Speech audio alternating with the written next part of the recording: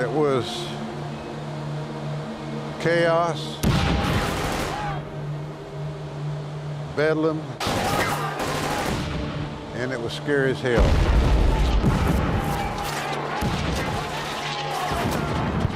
Every man in my boat was killed, and practically everybody else of that first wave died. We knew within a few minutes that we weren't going to make it. It was one big wave, and 35 tons just sank in a hurry.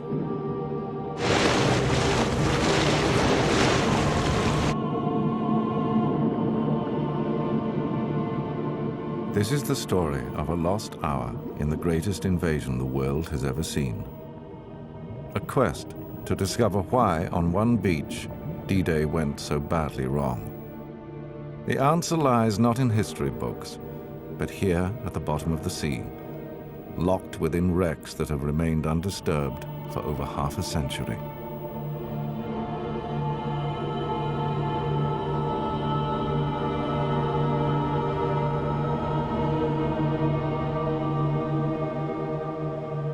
In June 1944, this tranquil stretch of French coastline witnessed the beginning of the end of the Second World War.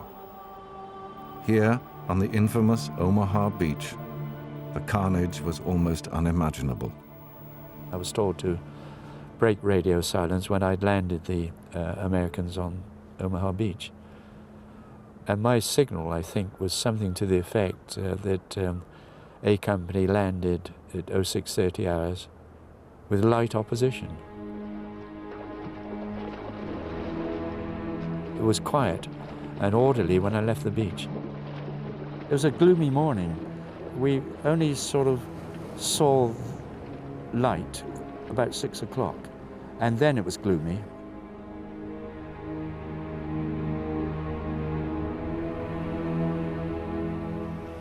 It was a couple of days before I was told what happened. Every man in my boat was killed, and practically everybody else of that first wave died. I didn't realize that there was so much opposition, such a terrible fate awaited them. Over 2,000 men died that day. But the horror of those few hours might have been very different if a secret weapon designed especially for the invasion had made it to the beach. Brett Fanoff is an American underwater archaeologist. He's here to find out what remains of that extraordinary machine he's heard so much about. I think they wanted the element of surprise. I mean, that was the official doctrine, that it looked like a harmless rubber raft coming ashore ahead of the infantry, and that it would just suddenly appear out of the sea, a tank. You look out at the sea and you can't help but stand there and think, my God, there must be a tremendous amount of material here that nobody's looked at.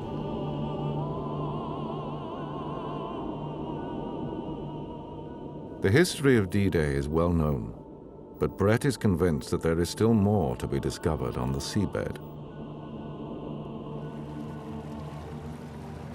These wrecks are sort of snapshots, they're photographs, they're uncorrupted moments in time. It's captivating. What's on the seafloor reflects how the battle was fought at sea, getting the troops ashore, and we can use it to check the historical accounts, because there's so much confusion as to what really happened when. Now, with the backing of the Institute of Nautical Archaeology, he has the equipment to make the first detailed scientific search of the seas off Omaha Beach. Brett studied the charts of the Normandy coastline. He knows there are hundreds of wrecks down there, and amongst them should be the targets he's looking for. A sonar scan of the seabed has revealed 13 ghostly shapes at a depth of 30 meters. They appear intact. Brett believes these are the tanks he's come to find. Tanks have been a lifelong obsession. He used to drive them for the US Army. Jeff Harris, an expert in marine technology, has joined the team. He will drive the ROV, a highly sophisticated underwater robot camera.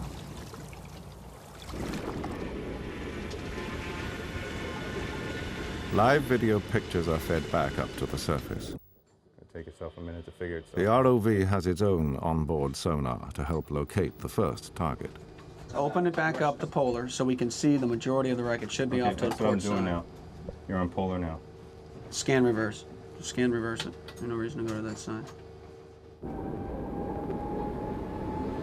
Somewhere in these murky waters lies the wreckage they are so desperate to find.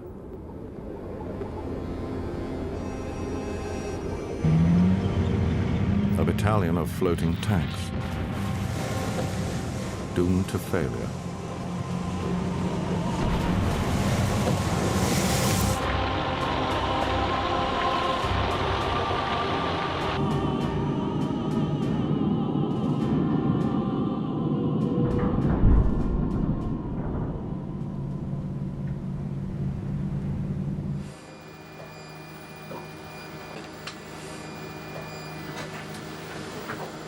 What the hell is that? There's a track. See it? There's a track right there. Damn, man. Can you? That's definitely a track. It's a mean. Looks like part of the forward hull and one of the rusted tracks. Yeah. So I think this is the Forward. This is This- the forward see it? slope. There's the Remember- machine gun. Wait, go in. That's the machine gun. chill and get your finger out of Sorry, the feed. man. Is that the gun barrel? Yeah. Oh, that's wonderful. Look at how overgrown it is. These things are in really bad shape. Over half a century on the seabed has taken its toll. But Brett can still identify it as one of the tanks he's looking for. The DD, or duplex drive tank, was designed specifically for D-Day. It was an American Sherman, but fitted with propellers and an inflatable canvas skirt designed to keep afloat all 35 tons.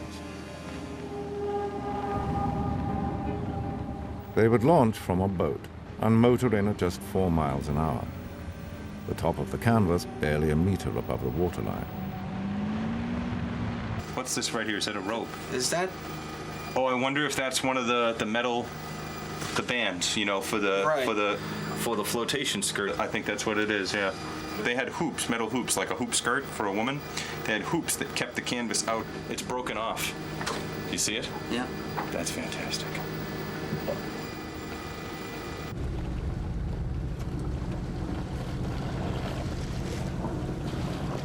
I thought it was a bad idea before, but now, you know, every time I see one, it reinforces the sacrifice that people made who fought the battle. That's all. I mean, how eerie it is now on the bottom, and how horrific it must have been on that day, just getting in those tanks. And that's before the shooting started on the beaches. Phil Fitz from Virginia was 23 years old when he began his training on the tanks. I was the first tank off that night, and one of the Navy boys said to me, "Hey, soldier, you're not going to take that thing out here, are you?" He had never seen us in operation. And I said, "Yeah, that's where we're going." He said, "Boy, I would never do that." I said, "That's why they gave this job to the Army. They know the Navy wouldn't do it." The DD tanks relied on the fact that they concealed their true purpose. The hope was that they sat so low in the water, they appeared to be no more of a threat than a rubber boat paddling ashore. But once they got to the beach, the tank crews dropped their canvas screens and started to fire at close range. They would spearhead the D-Day invasion. It was essential they landed first to provide cover for the infantry that followed, a lesson learned the hard way. In 1942, the Allies had invaded the port of Dieppe with horrific results. The basic principle they used was they put the infantry in first, so the landing crafts came in, could be seen easily from the shore and were, and as the door of the landing craft opened and the infantry came out, they were mowed down by machine guns, practically wiped out. Then came the tanks, and in came the landing craft, the doors opened, out came the tanks, and they were picked off one by one by the 88mm guns. And so they lost all the tanks, most of the infantry, and the thing was a shambles. The first lesson they learnt was that to put infantry ashore without adequate fire support into the face of a defended port is suicide. To avoid another slaughter, the Allies would need to ensure the tanks got to the beach first.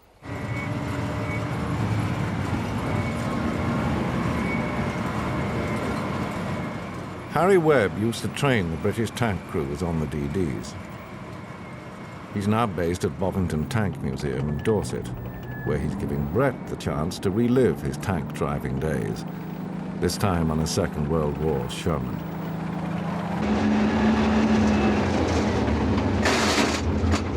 Sorry! What's more manly? What's more hardcore than a tank? You know, you're 18 and you're invulnerable and you're in this monster of a machine that knock down trees like toothpicks, and it's got a big gun sticking out the front that you can hit things miles away with. It's just a beast. It's like testosterone cast in steel.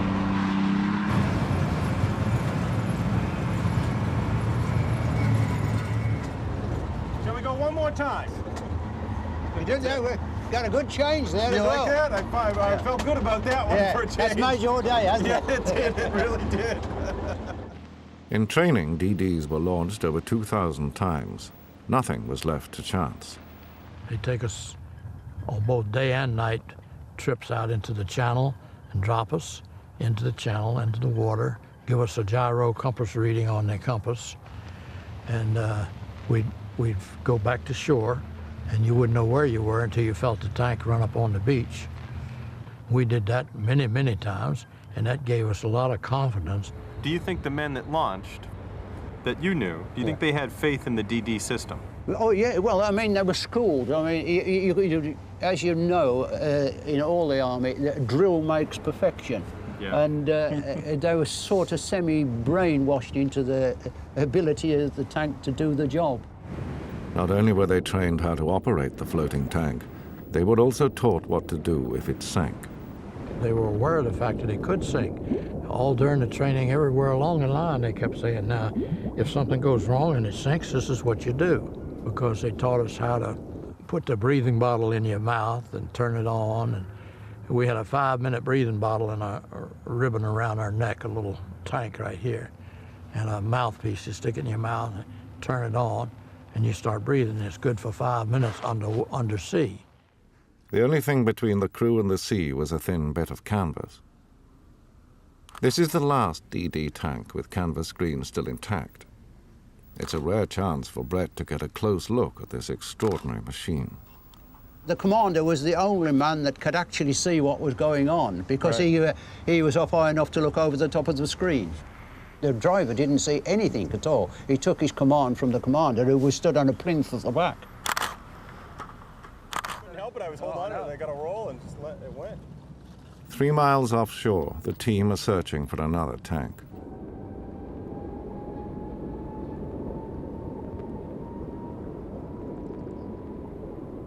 This is your first go solo, is it, on this thing? Yeah. Brett has asked Jimmy Green to join him on board. I may not get a license, but... Well, yeah. He's an ex-Royal Naval officer who remembers those first few hours of D-Day only too well. It was very rough. It was a gale blowing when we went in.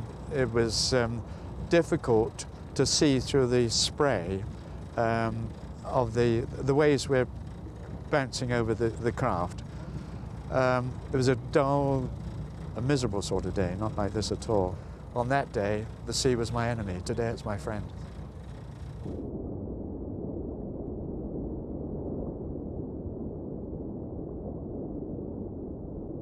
How do you? Oh yeah, I've passed it. Yeah, you just have to back up on it. Back It's up like on a helicopter. It doesn't stop. It's like a boat. Yeah. Oh, there we Once are. you get it There we going, are. I got you it. get Yeah. Yeah. There you go. There. That's not bad, is it? First effort. What have I? Very What have I good. got? That's inflation line. Yeah. That's the pneumatic line Yeah. that inflated these things. It's amazing how you managed to do it. It's neat, isn't it? For the team, it's another tank located. But for Jimmy, it was a reminder of the men he took over to Omaha over half a century ago. The Americans were wondering what to expect. In fact, I mean, the commanding officer, Captain Taylor Fellows of A Company, came to me just before the D-Day and spoke to me of his, not apprehension, but he wondered how his troops would react to being under fire, because they hadn't come under fire before, and they weren't assault troops, and they were so heavily laden. They'd come to stay, obviously. It was the largest invasion force ever assembled. The Allies knew that if the war was going to be won, a full-scale assault on Europe would be inevitable. They devised a plan for the most ambitious sea attack ever. 6,000 ships carrying 175,000 men. The Armada would be supported by a massive air and sea bombardment. The stakes were high. The future of the free world depended on them. Because we were leading the whole Armada. They had the whole channel full of ships. Bill Marquardt had never been out of the United States, let alone seen combat. All you had to do was look back. You could see it was a pretty big invasion. I'd never been in an invasion before, but I don't know how you could get them much bigger. The preparations for D-Day turned the British Isles into one huge military base. 100,000 Canadians and 2 million Americans were shipped over to train for the invasion. They made up 1/10 of the adult male population of Britain. The whole island of England was bursting with troops. And as we got towards April, May, June, there was a whole crescendo of feeling built up. Nobody ever actually said, this is it. But we all knew that something was happening. You can't hide 3 million men and their weapons. So the Allies began a bizarre game of subterfuge. They filled false camps with rubber tanks and trucks to create maximum confusion. On the other side of the channel, the ploy was working. The Germans couldn't be sure where or when the invasion would happen. So there was no choice but to defend the entire coastline.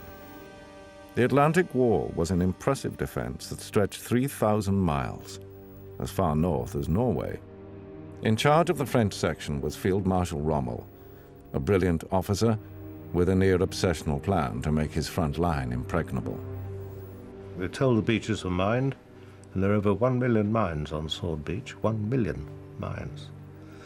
And we were shown what was called Rommel's asparagus. This was all the metal struts, each one below tide, so it couldn't be seen when the tide was in, and each one topped with a telemine, a German mine or a shell, so it would explode on contact. All the Germans could do was watch and wait. Franz Gockel was just 17 years old when he found himself manning a machine gun overlooking Omaha Beach. Rommel had been here in the spring, and he said this is an absolutely ideal bay for a landing. There were many discussions about this amongst officers and among the Germans in general.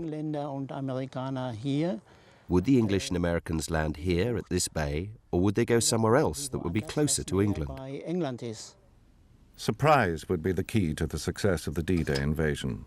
Rather than aim for the French port of Calais, the nearest and most heavily defended place, the Allies decided to go for the unexpected, the beaches of Normandy, over 60 miles away across the Channel. The die was cast. 5 beaches were chosen. These would be center stage of the invasion, divided between American, British, and Canadian forces, codenamed Utah, Omaha, Gold, Juno, and Sword. With so much coastline to defend and little clue as to when the attack would come, all the Germans could do was bide their time. At daybreak on the morning of the 6th of June 1944, Franz Gockel was at his post as thousands of Allied ships steamed towards the coast of Normandy.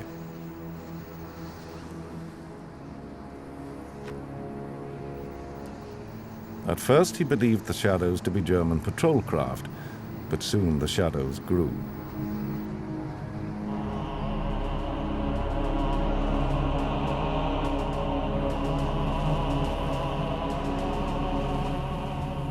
The whole horizon was full of ships. It was ship after ship, as if it were a parade. And we said before there was any shooting, there are more ships than German soldiers. Before his eyes, it appeared. The largest armada the world has ever seen. The time was H hour. The day was D-Day.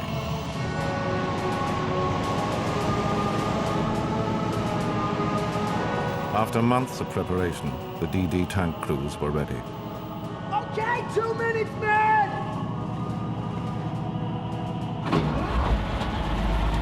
At 5:40 that morning, they were about to lead the invasion. Okay, the check's done. Yeah, we're fine.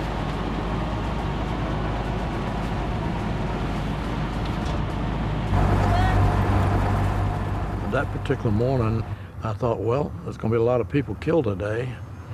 I just don't think I'm going to be one of them. Okay, we're going!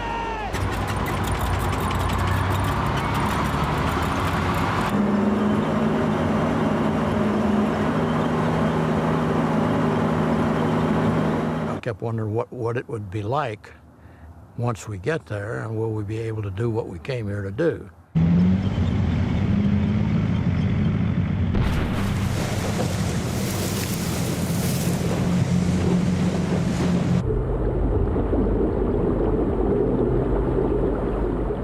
And every morning before I went into battle, I used to say part of the 23rd song.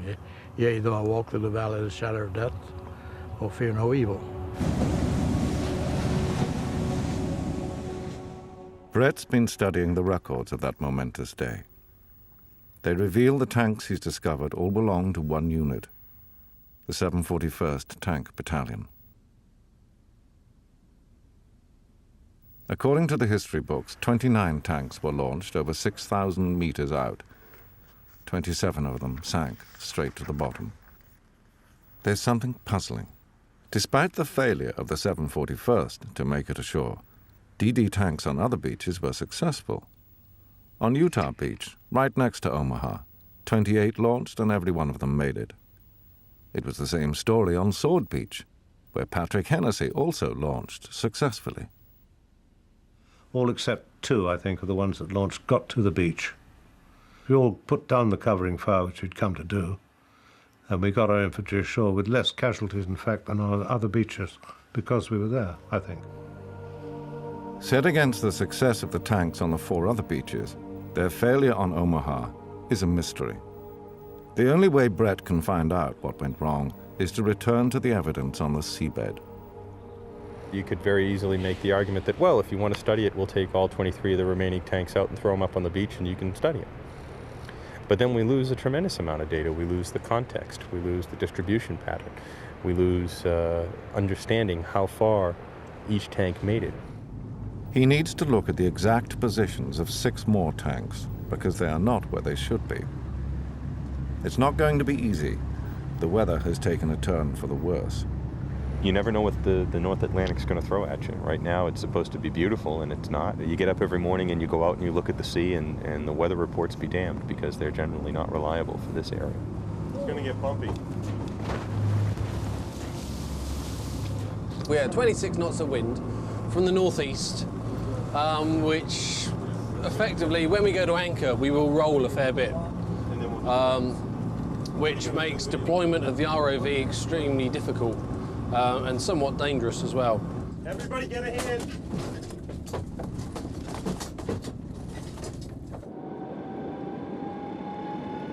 I keep coming up, man. Every time I thrust forward, I come straight to the surface. Current's pulling the tether this way, and I'm going straight up in the water. The rough water makes it difficult for the ROV to descend. Worse still, a plankton bloom has appeared overnight. We've got, what, an inch of visibility? I don't have much, my friend. Yeah, I don't think we're gonna, I mean, we can barely see our own lights. We're not gonna be able to deploy, so we're basically gonna fight it for most of the day. Yeah. Go in, don't burn the fuel. It's been a frustrating day. Even so, Brett is beginning to form a theory that could challenge the official history. The records suggest that it was the rough seas off Omaha that caused the DD tanks to sink straight away. But their final resting place suggests they made it much further than history records. We're not seeing that it was this immediate sinking. Certainly some sank quickly. We can see quite a few of the tanks made it 3 kilometers plus inshore. So it wasn't just one man behind the other driving directly into the maw of death. I think there was a great deal of hope and a tremendous amount of raw courage to be able to do that.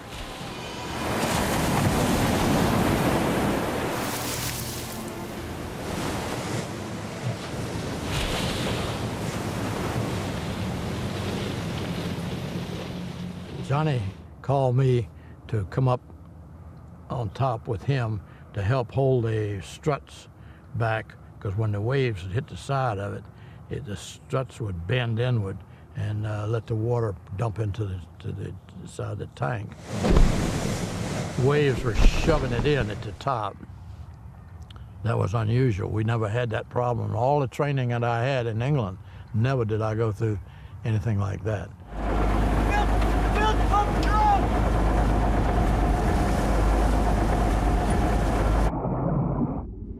I wasn't there but a few minutes when I heard the engine quit. I looked up at Johnny and he said, "That's it, let's go."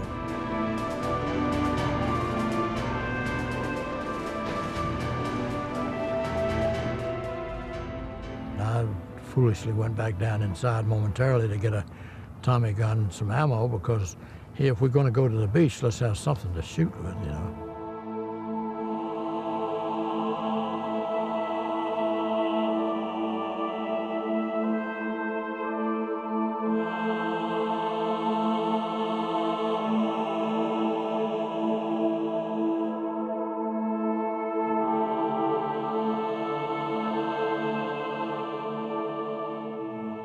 When I came back up where she was going under, and I remember I had my foot on the rail like this to step over, and when I did, she went plop.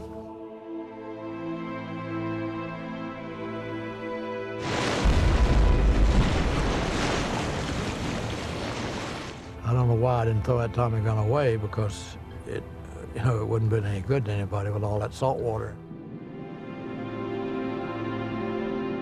We all had a sense of shame that we didn't do what we were supposed to do, that what we were sent out there to do. Yet we were all glad to be alive. But to brag about the fact that we're alive because we didn't do our job, we didn't feel proud of.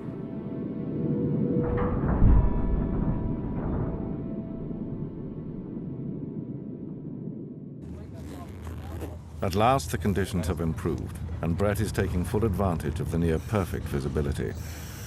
He's brought in a specialist dive team headed by Phil Richards. He hopes that for the first time, the divers will be able to bring back clear pictures of the tanks, and maybe even see inside. All the hatches should be open, although on this one I think they're just sort of, they're not upright. The driver's hatches are sort of like this. So you won't be able to look in, but you should be able to get a clear view down inside the turret from the command hatch. Brett has asked Phil to look for distinctive markings that might identify the tanks. Front slope of the tank directly under the gun. Yep. Right, so if you're facing the tank, two hatches, the gun's directly above you, come down the front slope of the tank, and just before it starts to curve back under, you'll see a seam with rivets, and right above that there's usually the foundry crest for the where the tank was made. Yep.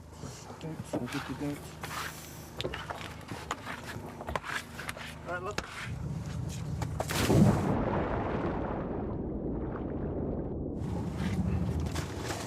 No one knows what they'll find down there, but it might help to explain why the tanks went down. Can't ask an ROV any questions. You feel a little detached from what's actually going on the bottom.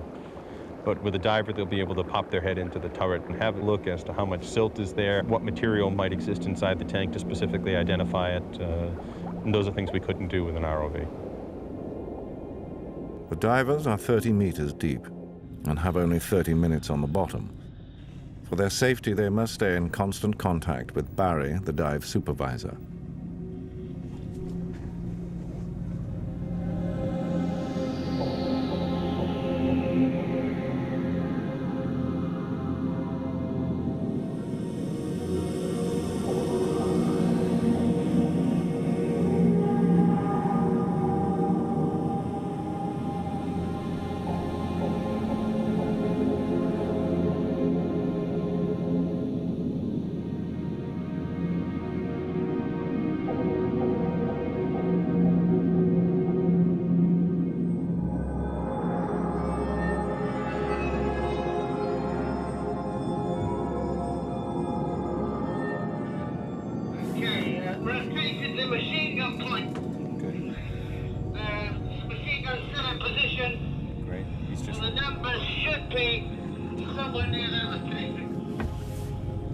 Phil, the foundry mark should be to the right center, and down from the machine gun.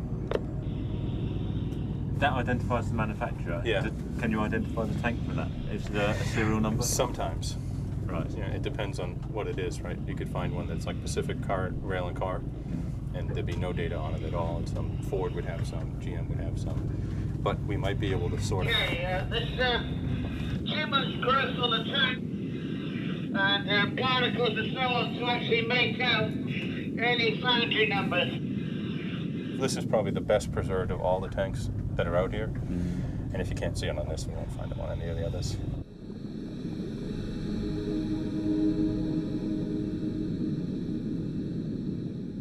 All the identifying details on the outside of the tank have disappeared. It's a disappointment. But inside the turret, sheltered from the currents, there's a chance something may have survived. The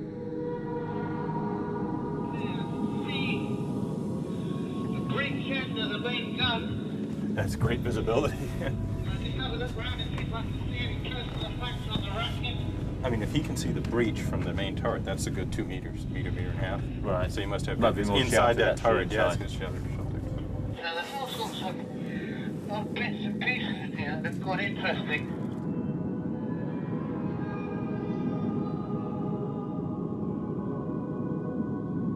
All Brett can do is wait until the divers surface before he can discover exactly what they found.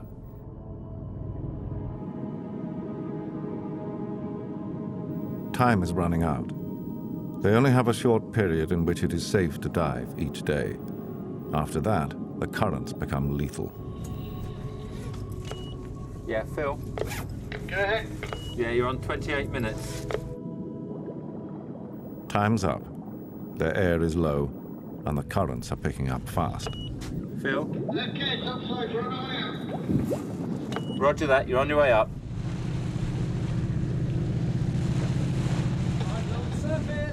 Roger that, divers on surface.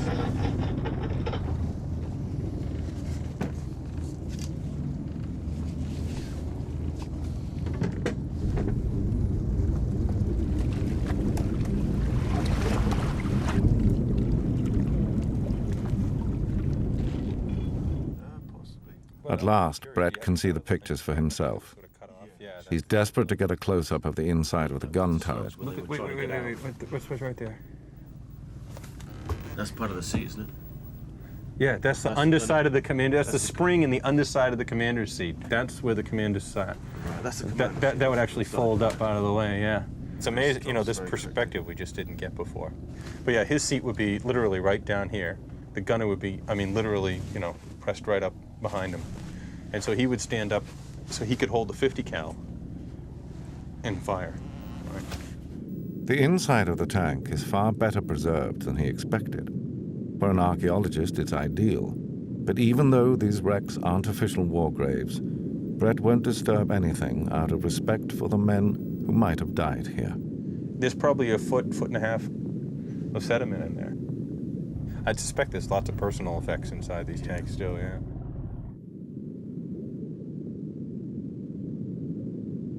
I could recognize it if I could find my musette bag hooked onto the turret of the tank.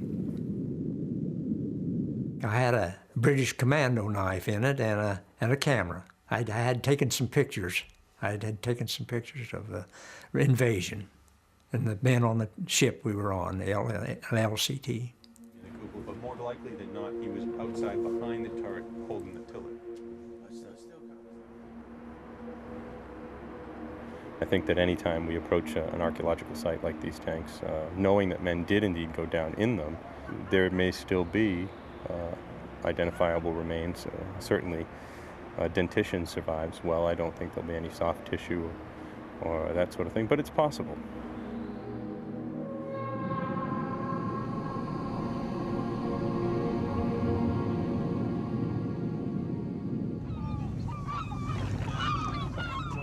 The next morning, the team receives a visit from local diver Jacques Limonchois. La visibilité, c'est bon? Oui. Combien? 3 mètres. Ah, Jacques is fascinated by Brett's expedition. He knows these waters well, and over the years he's been salvaging wrecks for his own war museum. Okay, if you want to see a DD tank, he'll let you see one tomorrow at the museum. Tomorrow morning at 10h. Ça va bien. Merci beaucoup, très gentil. Au revoir. Merci beaucoup, Mr. Lamassoure. The local research vessel. Yeah, that's not a bad little boat. That moves. Jacques has spent his life recovering wrecks from the seabed. I remember I played in these wrecks, which were broken and which remained in the sea and around the countryside. I remember that well. Jacques started his career as a demolition diver, an incredibly risky job. He had to destroy the most dangerous wrecks left behind from the Second World War. The whole Normandy coastline was clogged with unexploded bombs that proved lethal to fishermen. Over the years, Jacques has brought up tons of material and sold it for scrap. But when he found the DD tanks completely intact on the seafloor, he knew he couldn't destroy them. I said, I'm not going to cut them up. I'm going to save it. And then one day lots of people said, but you must make a museum, because if you don't show the objects, the story will be forgotten. It is the objects which perpetuate the story, the extraordinary story of all these men who gave so much and sacrificed so much. Thousands of tourists have been fascinated by Jacques' collection. 2 of the missing tanks from the 741st are here in his backyard. But without proper care or preservation, they are literally falling apart. What about the salt that gets in? See, that's the problem when you immerse iron. The salt gets inside it, and no matter how much you cover it, the salt will come out of solution and crack apart the tank, and eventually it will be gone. On the seabed, we haven't found a procedure to maintain it in a good state. It's impossible. The sea devours steel. That has always been so.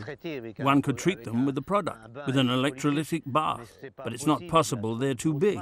I agree with him, it's a tremendous amount of work, but if we accept that they'll all be gone, shouldn't we act now, to save at least one and to restore it properly?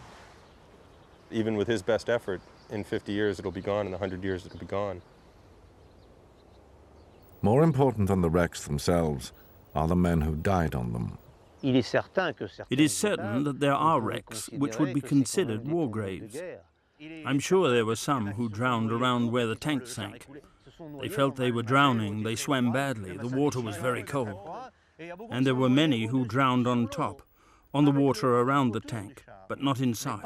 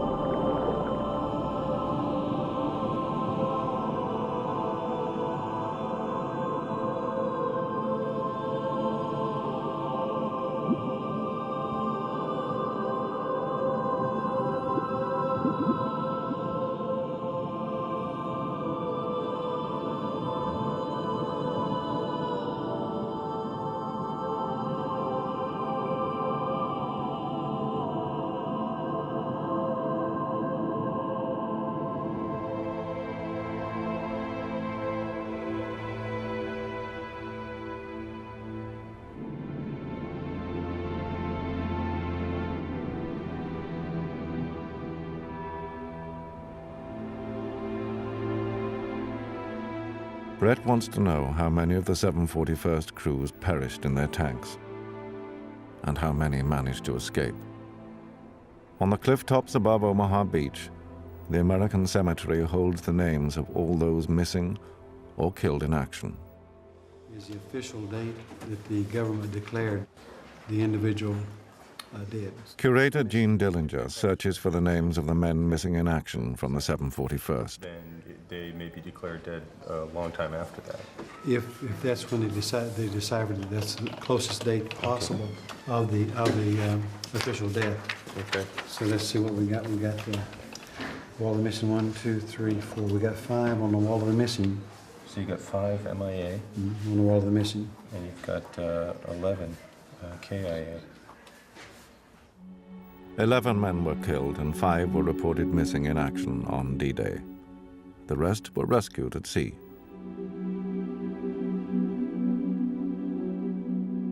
The survival rate was nothing short of a miracle, but the ramifications were enormous.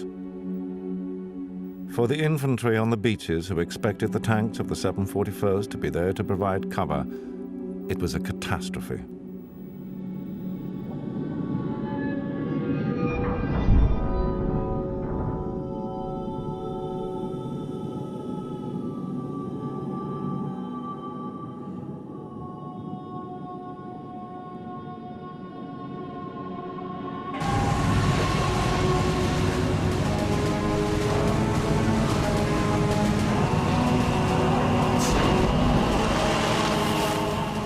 Floating helplessly out at sea, the tragedy of the 741st was to witness wave after wave of infantry heading for Omaha without their tanks to protect them. We had a job to do. I would have much rather went in and took our chances, and I think we could have made a big difference there if we got those 27 tanks in. I'm sure we could save a lot of men.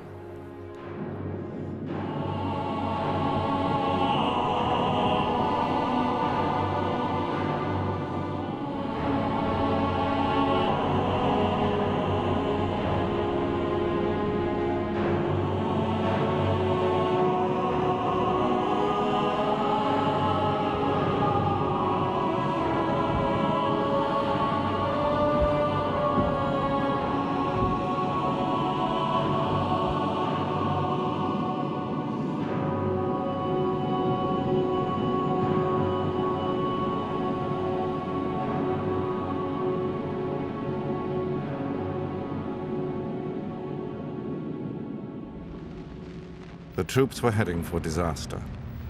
In the hours before, the Allied Air Force should have bombed the German positions and cratered the beach to provide holes for them to shelter in. But they missed by over 1,000 meters, their bombs falling harmlessly in the fields behind.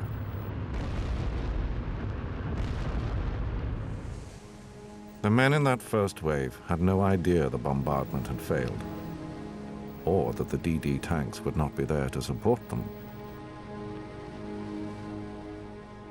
For Franz Gockel in the cliffs overlooking the beach, the nightmare was just beginning. There was a comrade who came crawling towards me and said, "Franz, you have to be careful. You mustn't start shooting too early, and then you may have a chance of surviving." There was almost an unearthly silence. I think they probably got their head down for a moment and watched. I think they waited until the troops came within range before they wiped them out.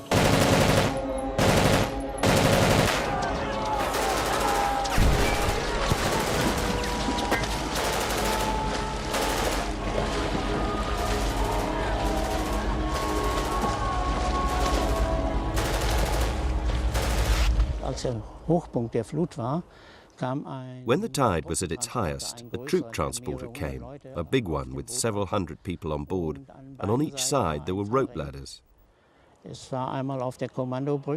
Orders were being shouted through megaphones from the bridge. They were trying to get down using those rope ladders. So with this older comrade, I aimed at them, and this rapidly produced chaos on the ship.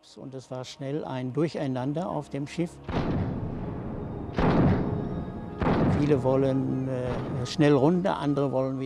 lot of men wanted to get down quickly, others wanted to go back up. They were wounded, they were falling down, and there was panic among the Americans. Ja, auch eine Panikstimmung da.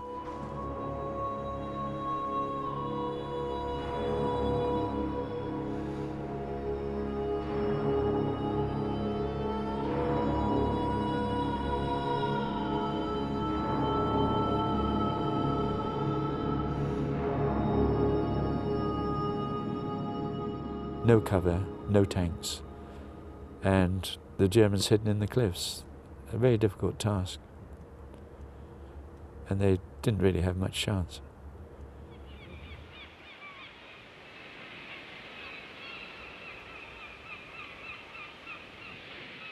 "2,000 men died on Omaha Beach that day. One of the survivors, Bob Slaughter, was only 19 at the time. We were targets in the surf, there's no question about that. I was lying next in the water, and one of the men about 25, 30 yards to my right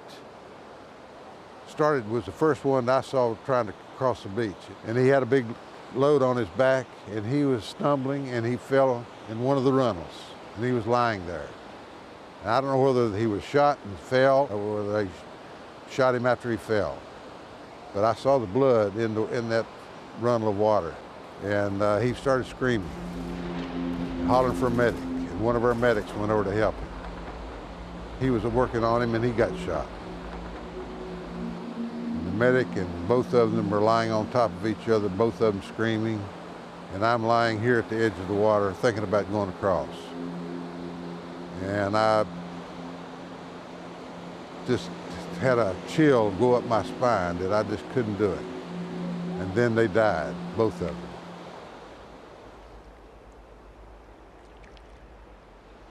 It just seemed like the machine guns died down a little bit. I said, I'm going. And I just come up out of the water and I started running.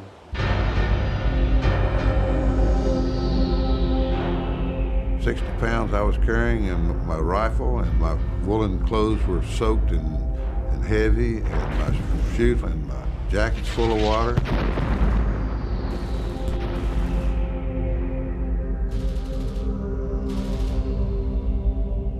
And I was out of breath, and I ran all the way to the base of the seawall. I was frightened, and I was stumbling.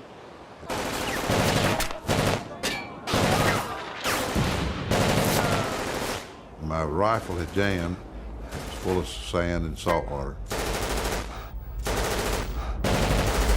And I pulled my pack off and my raincoat, and it was shattered. The bullet holes had just shredded my gear.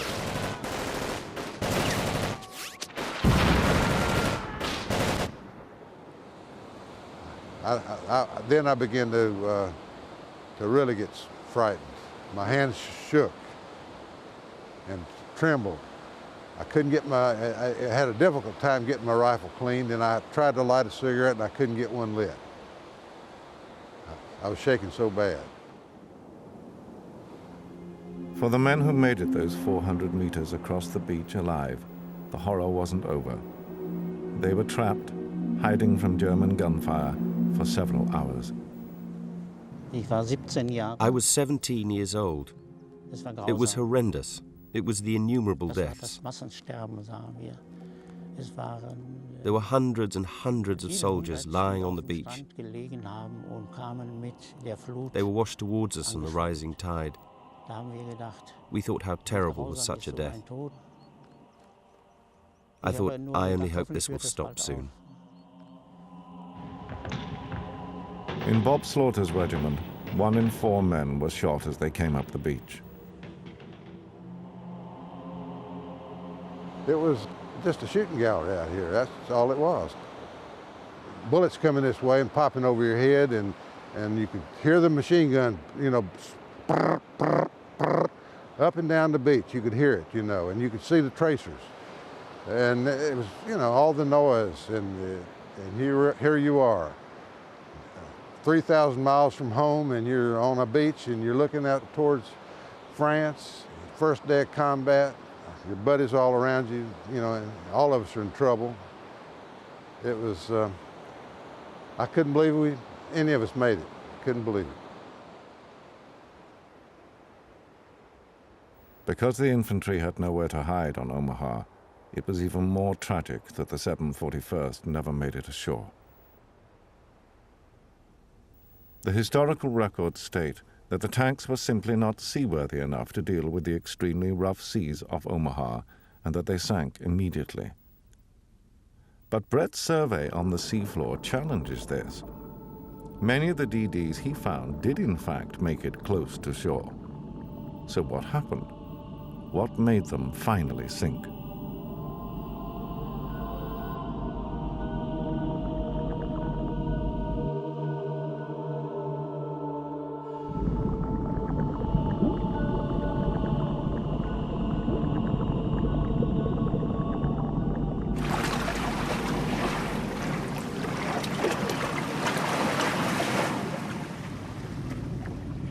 With all the diving completed, it's Brett's last chance to confirm the exact positions of the tanks on the seafloor.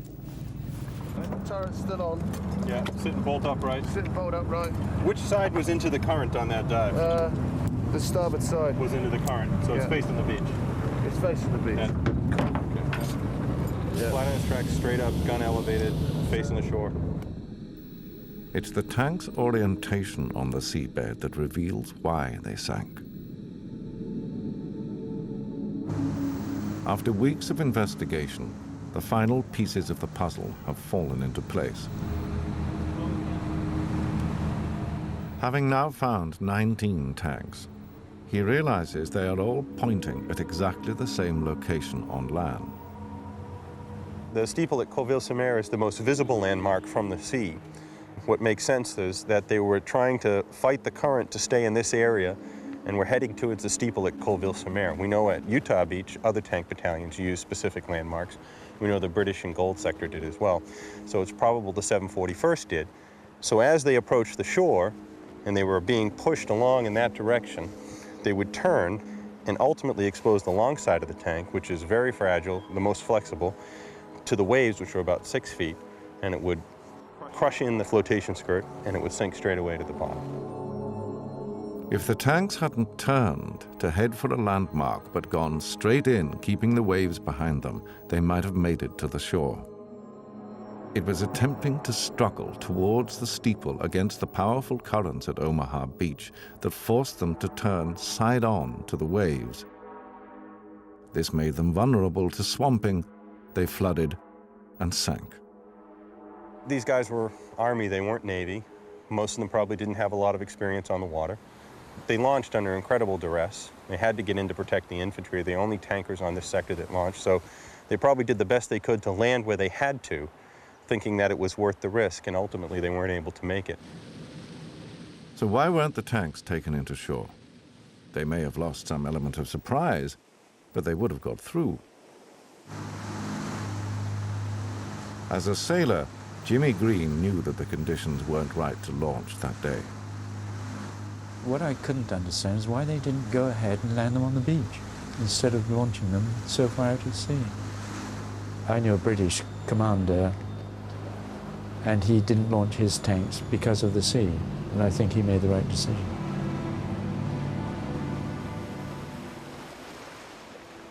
So why did the 741st stick to their original orders and launch so far out when others, including their sister battalion, the 743rd, took their tanks right onto the beach? During the course of making this program, one last detail about that lost hour has emerged. A few lines buried in one of the numerous after-action reports, something the tankers from the 741st Battalion never knew. Just prior to the arrival at the 6,000-yard line, word was passed down the line not to launch the DD tank due to the rough weather and the probability of their swamping. In the confusion of that first hour, the order never made it through.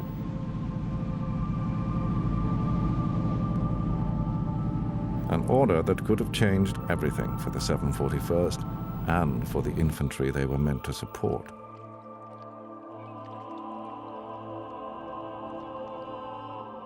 Having solved the mystery of the lost tanks, Brett has added another chapter to the history of that momentous day. They didn't have much of a chance, and yet they were so committed to the task at hand that they were willing to drive tanks off boats into the open ocean 3 miles offshore. And some things you can't explain any more clearly than that. It was just, it's just a daunting task.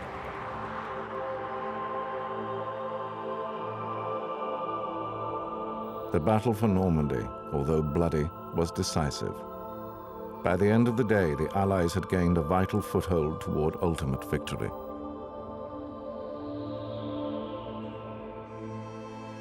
Just 3 months later, Phil Fitz, Bill Merkert, and the others found themselves riding their Shermans down the Champs-Élysées at the liberation of Paris.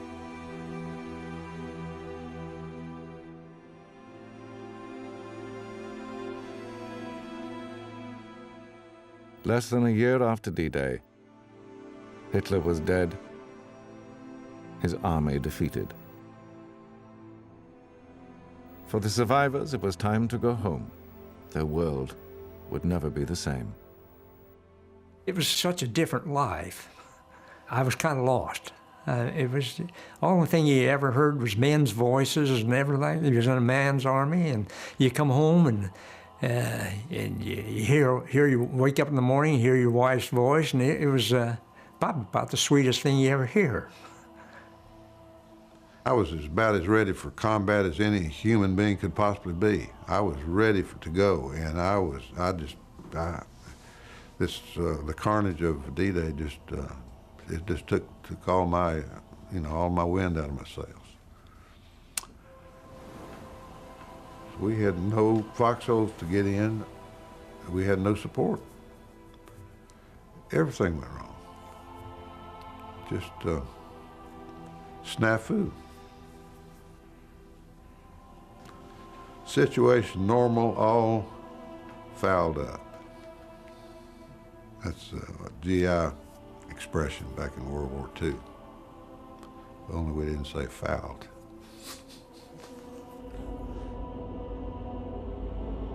The tanks lying on the seafloor stand in silent witness to the most decisive battle of the Second World War. Unique monuments to the bravery of the men and women who gave their lives to that great crusade. Tales of deception, resistance and courage from history's secret heroes. Listen to extraordinary stories from World War II with Helena Bonham Carter on BBC Sounds.